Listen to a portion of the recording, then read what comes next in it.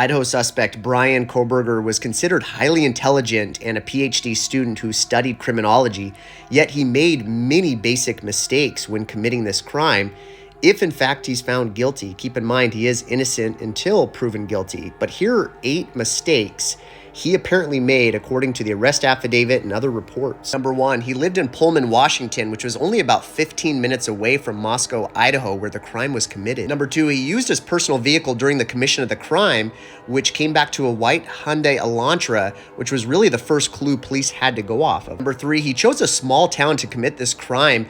There were not very many people out, and his vehicle was seen multiple times around the crime scene and even leaving that area into where he lived off the Washington State University campus. Furthermore, it was a high-profile case from the beginning because a murder had not occurred in Moscow in 7 years. Number 4, he chose to commit a violent crime indoors. This led to the high possibility that there would be DNA or other evidence left behind. Number 5, he left a knife sheath behind at the scene, and it was tested for DNA through genetic genealogy and came back and connected Bryan Kohberger to the crime. Number 6, his phone records showed that he actually went back to the crime scene after it was committed. Number 7, though he turned his phone off around 3 a.m. to 5 a.m. during the time of the crime, his phone records showed him being in Moscow shortly after that time frame and also coming back to Pullman, Washington later that morning. His phone records also showed he potentially stalked his victims, being around the crime scene at least 12 different occasions before the murder took place. And number 8, in August of 2022, he was issued a traffic ticket for not wearing a seatbelt,